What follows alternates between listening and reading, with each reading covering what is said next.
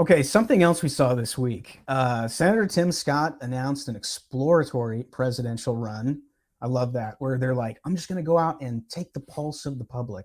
He's making the rounds at the local Waffle Houses because I guess eating junk food is how you connect with average Americans. He also said that if he was to become president, he would work with Congress to sign a 20-week abortion ban. Um, Conservatives for over 3 decades have been advocating and pushing for repeal of Roe versus Wade so it could go back to the states. That's what we all wanted. That's the direction we were all pulling for this to be a states' rights issue.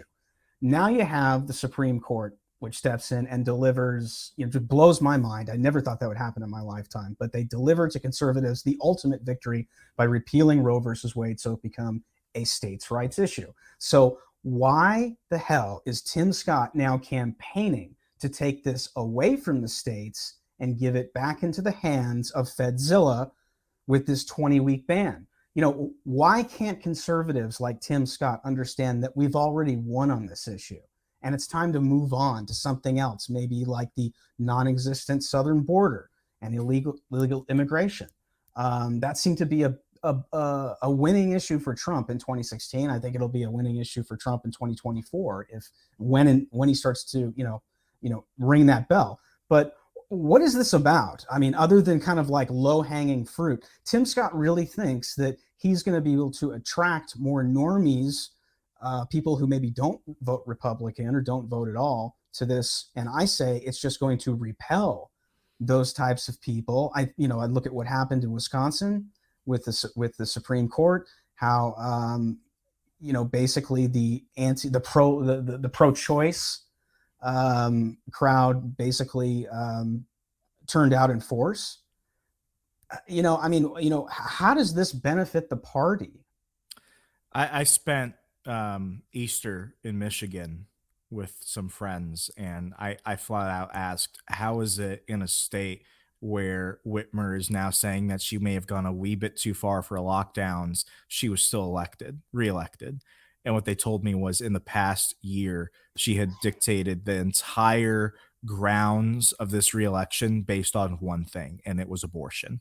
And suddenly everyone forgot about how she ruined their lives, and they jumped on what is, for the most part, given the population, an issue that does not impact a majority of people. And yes, that includes women. For people that are like, well, you didn't include the women. No, I meant a majority of them too. Yeah. Um, Tim Scott, let's remember this. No one, he's never in the top 10 for most polls. No CPAC polls, no Fox polls, no Rasmussen polls, no polls. So he's not there. So he already knows that he's got an uphill battle to climb. Secondly, he's in South Carolina. He's relatively popular in South Carolina. Even if you compare him to Lindsey Graham, who's popular in South Carolina, he would, some would say he's more popular in terms of positive opinion, at least among Republicans. Who nobody has spoken about, given this current election cycle, even though it's still in the beginning? No one talks about the evangelicals anymore. It's because the evangelicals aren't needed. Yeah. No one has talked about them since 2016. They were not a factor in 2020. They're not a factor now. Looking at this, the biggest group of Republican voters to push the abortion issue is the evangelicals. Sure. So now, since the big battle over abortion has been won and Roe v. Wade is dead, what do you do with all these people? Some of them are inherently neocons. They're going to go to Haley. A lot of them are going to be, look what they did to my civil rights, my freedom of religion, freedom of speech, and all that stuff. Some of them are going to go to DeSantis. And then some of them are going to be like, we have to take down this swamp monster that has just completely taken over our lives. We're going to Trump. Right. Where does that leave him? That leaves him saying that I have to go and find one thing to really make me different compared to everybody else. Because Vivek Ramaswamy, I think that's how you say his name. Yeah. He's running basically to get a job at the Daily Wire eventually. But yeah, he's more of the anti-woke guy than some of the candidates will be. So where does that leave him? He can't even be the anti-vaccine candidate because he was kind of for it. And that goes to Robert F. Kennedy, a Democrat. So where does that leave him?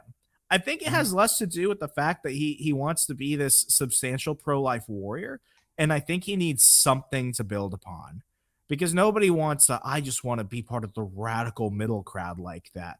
Like no one's gonna get excited when he inevitably brings out Mitt Romney to campaign for him. And I say that saying that Mitt Romney is going to campaign for everybody who's not Trump, much like he did in 2016 during the primaries. Yeah. That just doesn't do it.